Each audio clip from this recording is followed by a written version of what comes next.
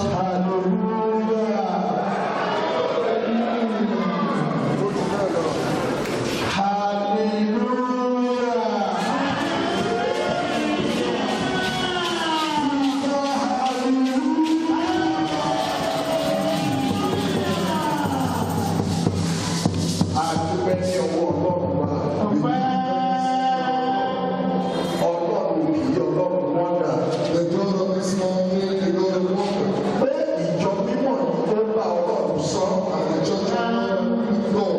Ọlọ́run gbà bẹ́ẹ̀ fún wa ní ti àjọjẹ ọdún yìí. God sent the church.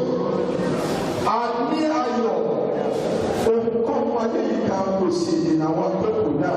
Thank you, Lord. A dúpẹ́ Ọlọ́run gba ọpẹ́ wa. Ọ̀rọ̀ wa kò yí padà. Our information for the service changes not. Àwọn ohun tí àwọn bàbá wa ní kí a sọ fún wa bí ìtẹ̀síwájú ẹ̀sìn tí ọjọ́ ìlú ní àwọn wọ̀nyí. These are the following information for the progress of this evening service. Wọ́n ní kí a kí gbogbo ọmọ Ọlọ́run pátá tó pọ̀ ọdún àjọ yìí wá pé ẹ káàbọ̀ sí ìlú. We are asked to welcome each and every one of us. Wọ́n ní kí a ní àdúrà pé bí ẹnì kàkà wá ti fi ayọ̀ dìde ilé wa wá sí ayọ̀ tàbí àwọn ìbára lọ sí ilé wa. Bàbá ní kí a sọ fún gbogbo àwọn ọmọ Ọlọ́run tí wọ́n wọlé wá. The father said we should tell the children of God, Pàápàá jùlọ àwọn bàbá wa tí wọ́n fi ìjọba wọn sílẹ̀ tí wọ́n wá sí ìlú. most especially our fathers in the Lord and led their churches. Wọ́n ní kí a bẹ̀ wọ́n pé nínú ohun wọn má bínú rárá. We are asked to tell them to, in all means, they should Pé ibi tí a fi ẹlòmírà nínú ibi tí a fi wọ̀ sí, a mọ̀ pé wọ́n jù bẹ́ẹ̀ lọ nínú ilé wọn. You might not be well pleased in where you place peace, manage it, and accept us the way we are. Ṣùgbọ́n gẹ́gẹ́ bí ìrànlọ́wọ́ tí àwa ti dé nínú Olúwa báyìí, wọ́n ní kí a bẹ̀ gbogbo wọn pé kí wọ́n jọ kí wọ́n má bínú rárá.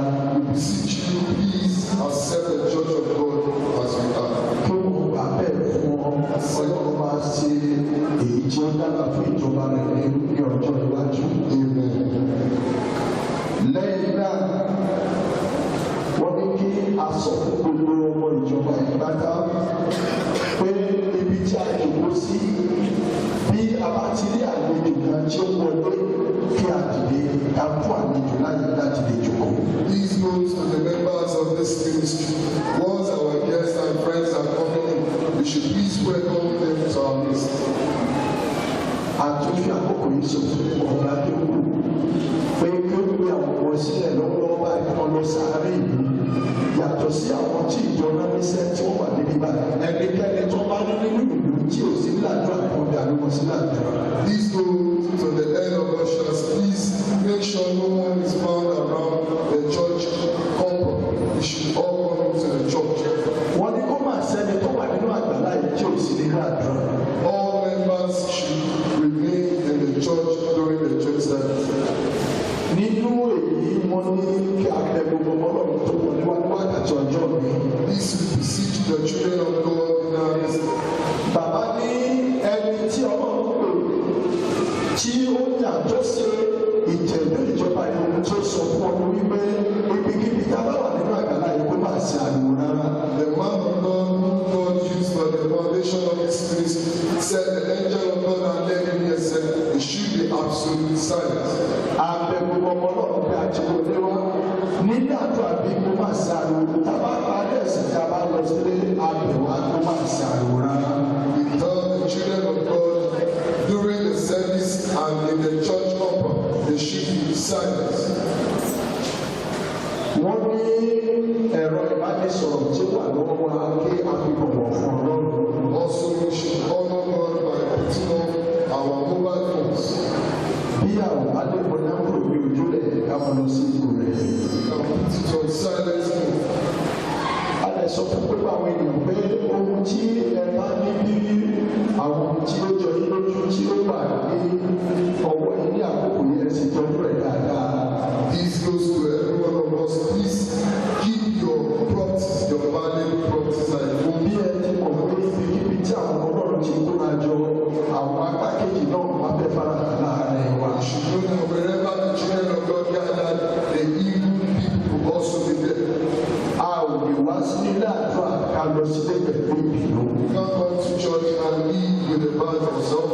Ìdí èyí ká tọ́jú gbogbo ohun tí a ní dáadáa. So therefore, please take care of your belongings. Wọ́n ní kí a sọ fún gbogbo wa pátá pé lọ́wọ́lọ́wọ́ bí a ti wí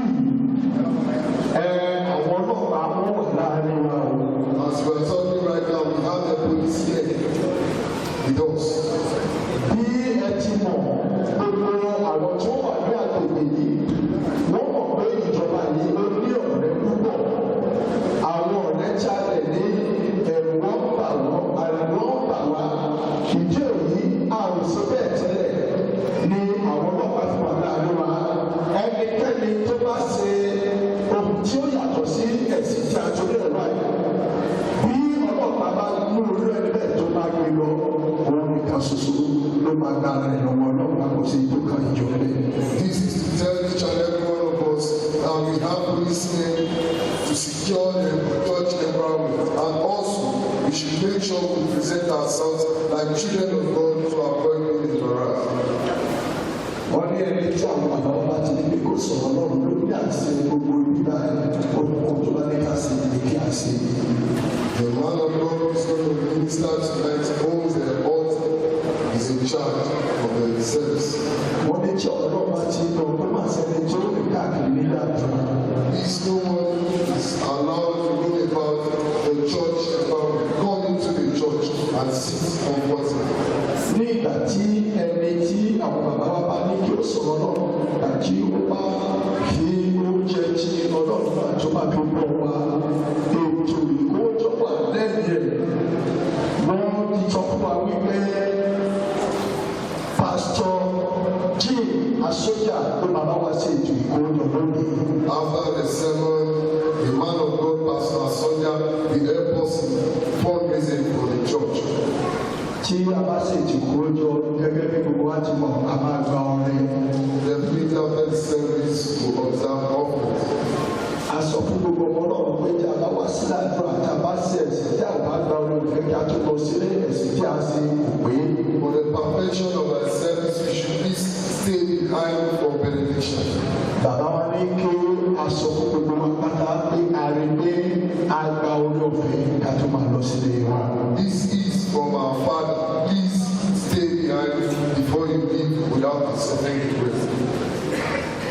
Bí a ti bá wa sọ láti àjà jí bẹ̀rẹ̀, ohun tí àwọn bàbá wa ní a máa fi bá wa sọ̀rọ̀ ní ọdún yìí, ó wà nínú ìwé Hébérù lórí 11 ẹsẹ̀ 7, èyí tí ó kà báyìí wípé nígbà èyí tí ó dá ayé lẹ́bi, ó sì di àjogún òdodo nípa ìgbàgbọ́.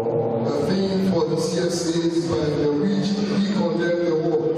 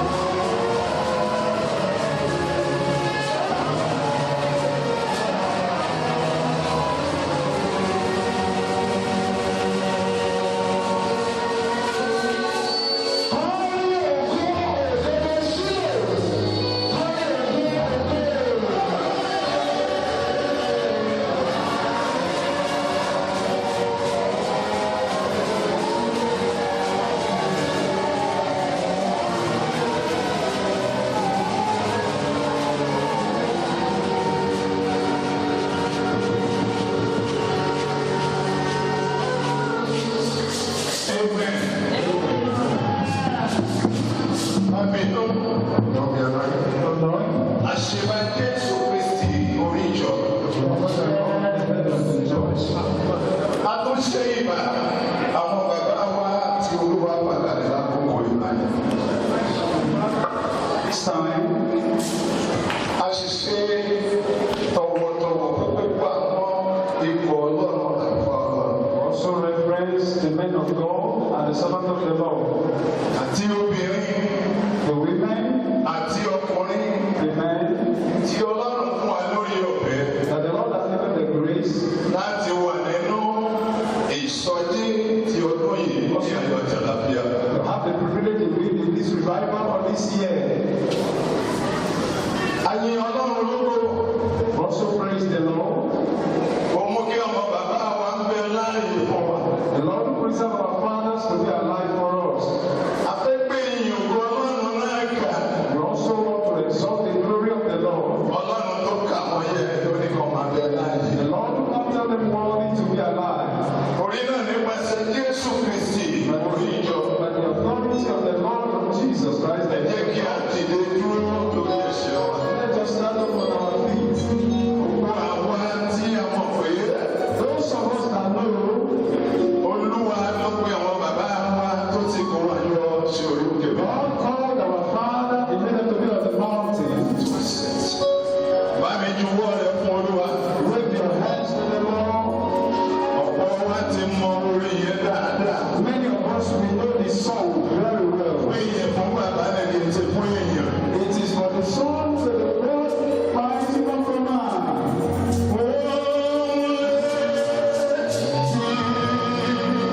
Jesus. Hallelujah.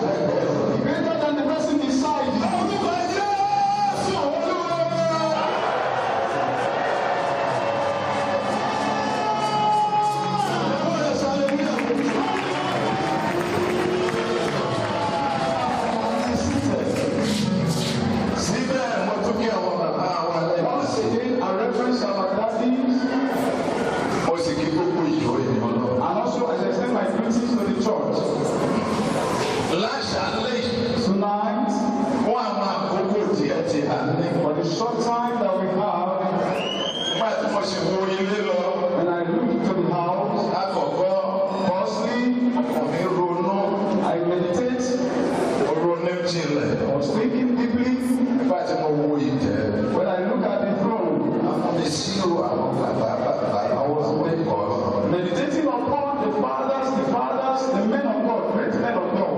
Tí ìpẹ̀pẹ̀ kúkú fún. That the temple will be filled up. Ṣùgbọ́n But orí pé ọba tó rà níṣẹ́ pé ọ̀pọ̀lọpọ̀ lọ́lé. the king that sent them on an errand has called many back home. Olúwa yóò tọ́jú àwọn bàbá wa tó ṣẹ́kù fún wa. Amen. Hallelujah. Hallelujah. Àwọn akọ́lá mọ̀ sọ o. We don't know how to speak perfectly Wọ́n torí pé àwọn bàbá làwọn ṣẹ́. because the father that sent on an errand, Nínú ìpè Ọlọ́run tó ti fi pè wá. and they called me the Lord that also called us. Láṣálẹ̀ yìí Tonight, tí ó bá kàn sí àdúrà. when it's time for prayer, Mo fẹ́ kó ṣe àmì tó ṣẹ́jú ara. I want you to respond great amen that is more than that of the thunder. Mo bá kàn sí hallelujah. Time for shouting hallelujah. Jẹ́ kí odidi ọ̀tá rò pé wọ́n mọ̀ ní ọ̀dà kóró gbà. Let the word that the enemy thought they have won against you to fall down. Ẹ̀rọ. Yes. Ó bá kàn sí àtẹ́wọ́ rẹ̀. When it comes for clapping, Ó bá kàn sí orin. time for singing, Jẹ́ kí Ọlọ́run mọ̀ wípé let the Lord sound. ó ń dá bílà pẹ̀lú fún òun bí wọ́n ti ń yàn lọ́dọ̀. Doing wonders like the way they always do in heaven. Má bínú. Don't be offended. Gẹ́gẹ́ bí mo ṣe kọ́, As I've heard, ọba ní o tó when they said it's enough, ẹ̀jẹ̀ gbàdá yẹn. please let's accept sorrow. Àkórí The theme, tí Ọlọ́run fún àwọn bàbá wa ní ọdún the ìṣẹ́gun. fact that God has given to our daddy for Wọ́n this ní year, ẹ ṣe ti gbọ́. that's what you have heard. Ó wà nínú ìwé Hebrew It's in the book of Hebrew, ní orí ìkọkànlá. 11, Wọ́n ní ẹsẹ̀ ìkeje. verses 7. Mo wá bẹ̀rẹ̀ ní ẹsẹ̀ ìkẹfà. Starting from verse 6. Hallelujah. Hallelujah. A sì ní gbọ́ ọ̀rọ̀ yìí We've been hearing about this word láti Monday since on Monday. títí di rẹ̀ ní èdè ọ̀tọ̀ nínú onírúurú àrà tó sì máa jẹ́ ọ̀rọ̀ kan. The Lord can use the messages of the Lord in diverse ways for the same word. Bẹ́ẹ̀ ni àwọn bàbá wa yóò ṣòpin ní ọ̀la. Even our Father, they will do the end tomorrow. Lágbára Jésù tó pè wọ́n ránṣẹ́. The power of the Lord Jesus Christ, Lọ́la tomorrow, lórúkọ Jésù wọ́n ṣiṣẹ́ ìránṣẹ́. Yes. ṣùgbọ́n láìsí ìgbàgbọ́ Ṣùgbọ́n láìsí ìgbàgbọ́ but without faith, kò ṣeé ṣe láti wò ó. kò ṣeé ṣe láti wò ó. it is impossible to please Him. Adé ẹni náà tó gbọ́dọ̀ wò. Who is that person you want to please? Ẹ̀rọ Jesus Christ. kò ṣeé ṣe láti wò láìsí ìgbàgbọ́. It is impossible to please Him without faith. Báwo tí Olúwa ní kò kọ́ ẹ̀ sí? All that the Lord has to write this, Ó jẹ́ ká mọ̀ pé nípa gbígbọ́ He let us know that until you can ní hear Him, ìgbàgbọ́ ti wá. Ìgbọ́ nípa ọ̀rọ̀ Ọlọ́run. Ó nípa kí ni o? hearing the word of God. Somebody say yes. Yes. Hallelujah. Hallelujah. Ẹ̀ka. Nítorí ẹni tí ó bá tọ̀ Ọlọ́run wá, Ẹnikẹ́ni tó tọ̀ Ọlọ́run wá. But he that cometh to God, ó lè ṣa ìgbàgbọ́ tó ń dà. Kò lè ṣaláì gbàgbọ́ pé Ọlọ́run ń bẹ. has believed that He is. Àti pé Yes. òun ni olùṣẹ̀ṣà fún àwọn tó fi ara balẹ̀. Olùṣẹ̀ṣẹ̀ fún àwọn tí ó fi ara balẹ̀. That He is the rewarder of them that diligently seek Him. Àti kọ́ wípé ìwọ sì ṣe bí ìwọ bá fi ara balẹ̀. Àti pé òun ni Praise God. Bí o sì kíyèsí, And He observes àṣẹ rẹ̀. His observance under the giving to today. Kí ló tẹ̀lé? What follows? Gbogbo ìbùkún wọ̀nyí. Will come to you. Ìdí nìyẹn. That is the reason. Olùṣẹ̀ṣẹ̀. Is the reward those that diligently seek Him, Wà. that seek Him. Àkọ́ wípé It was written. àwọn tí ó mú Olúwa ní kùtù. Those that seek the Lord in the morning, Wọ́n lè ṣaláì rí. they cannot but find Him. Àwọn tó sì ṣe àfẹ́rí rẹ̀. All that want to see Ó Him, ní àwọn kan lò wọ́n mọ̀ jogún ẹ̀. make them to inherit every of His good things.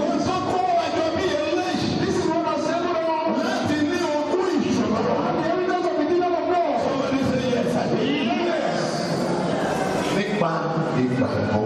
By faith, Ó là fi onígbòkú ìjọ. I will inherit the kingdom of God. Ètò àwọn ni wípé What is attached to it? nípa ìgbọ́ràn. By obedience. Ẹ̀ka àjọyọ̀. Nípa ìgbàgbọ́ nínú à. Nígbà tí Ọlọ́run ní ohun tí a kò tí ì rí mọ́. Kí ló mì? What is the meaning of this? Ọ̀kan tí ò ti ṣẹlẹ̀. What has never happened before? Mò ń wí bákan náà. I keep saying it. Ohun àlà tó ti ṣẹlẹ̀. Wonders that have never happened Ó sì before. pọ̀ lọ́dọ̀ bàbá. There are still lots of them in heaven. Bẹ́ẹ̀ni ọ̀dọ́ bẹ́ẹ̀ kọ́. Nígbà táwọn èèyàn ó sọ̀rọ̀. When people will speak, A ní kò sóhun tuntun lábẹ́. there is nothing new under the heaven. Ohun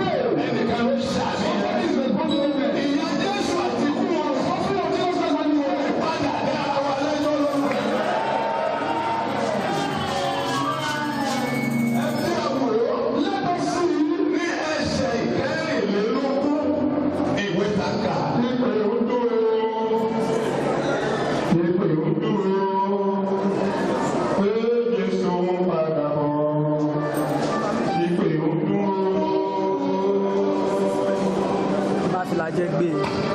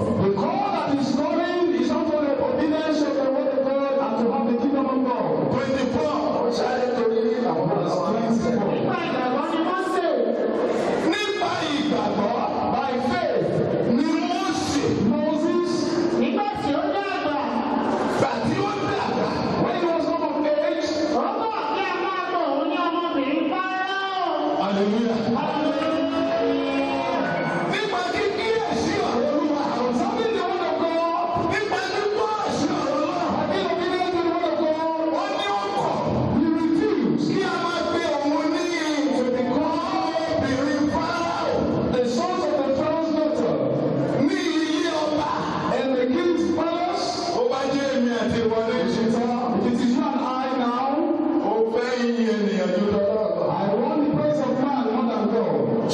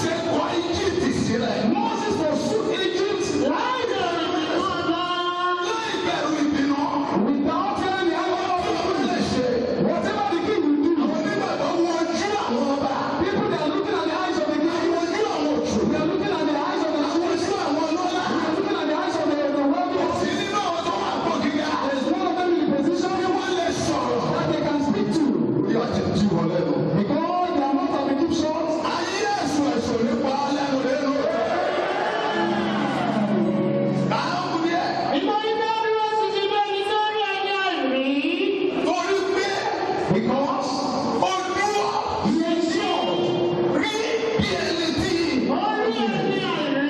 as if we that are not saying yes. Nígbà ìgbàgbọ́ ní ọjọ́ òṣèré kọjá sílẹ̀. Àti ìbùwọ́ ẹ̀jẹ̀. Lẹ́ni tí ń gbà àwọn àkọ́bí ọmọ. Ló bá bá fi ọwọ́ kà wọ́n. Nígbà ìgbàgbọ́ ni wọ́n yọ òkú pupa kọjá. Lẹ́ni pé ní ìyẹ̀gbẹ́ ilẹ̀. Ìkúrò omi òkun, the flow of the Red Sea, Ọlọ́run fi ṣe ìdájọ́. The Lord made us the part of judgment. Fún àwọn aláìgbọràn, the Lord for the disobedience. Ó mú kí òkun ńlá. He made the Red Sea to pass through. Israẹli kò máa lọ. Ìjọba lè tọ́wọ́ dé. Hallelujah. Oh my God. Hallelujah. Okay, àwọn tí bí ìwọ̀n dáhùn sí. Hallelujah.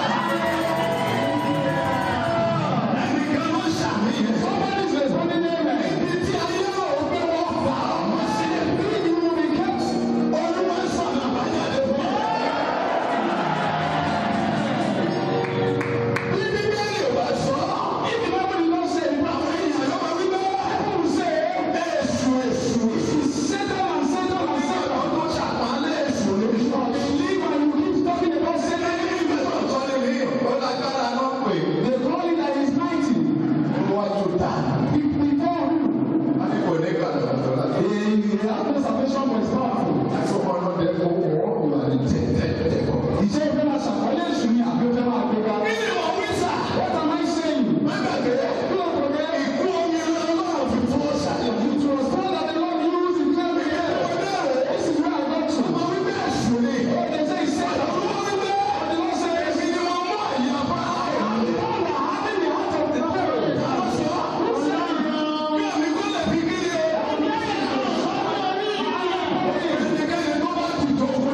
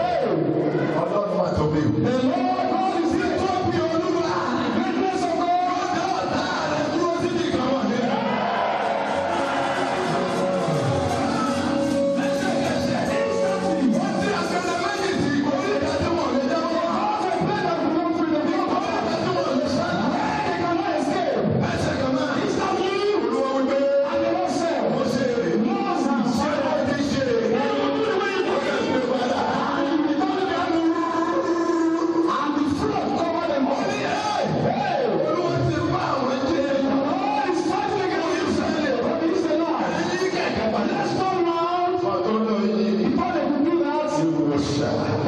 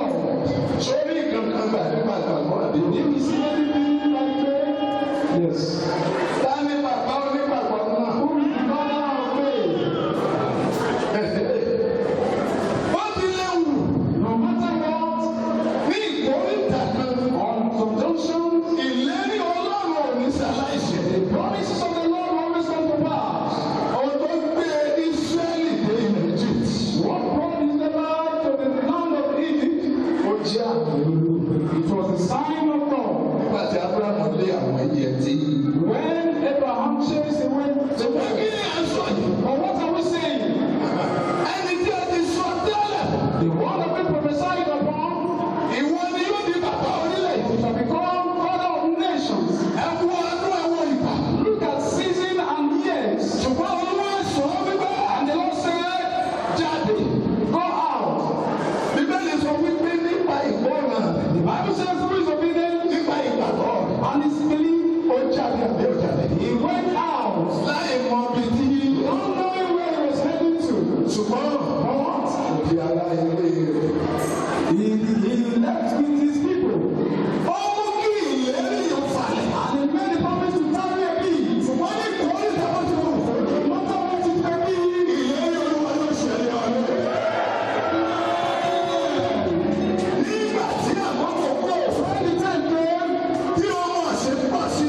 and they were increasing growth, ó rántí.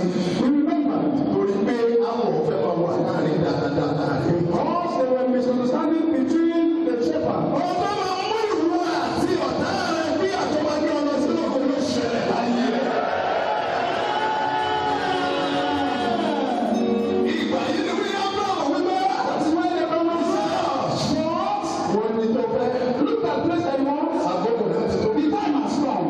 wọ́n ní tó fẹ́. Look at the place that you want. ó ní àyíká tirẹ̀. And you choose your own person. ó sì fún ìhà sí lọ́wọ́ ìgbọ́mọ̀ rẹ̀. And the place that of Sodom and ó Gomorrah. ti jẹ́ ilẹ̀ lọ́ra ní And the land that was moved. ọmọ ọba náà. He followed the pastor. wọ́n ní pé àbá And the Lord said, Abraham, àwọn ìwájú mi kò sí sí mi. come before me and be perfect. hallelujah. Hallelujah. ṣe ṣẹlẹ̀. These are the things that happened. nígbà náà At that time, àtúwọ̀n kọ́ wípé and it was written, ìlérí yìí wá nísìnyí. this promise also has come to pass now. ilé ìmọ̀ọ́sẹ̀. It has come to pass.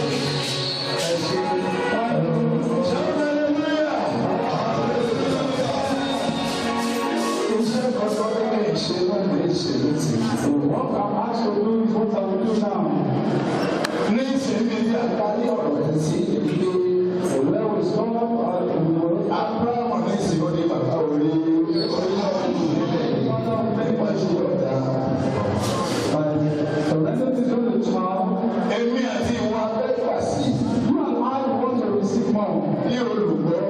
As an obedient child, Nípa ìgbàgbọ́.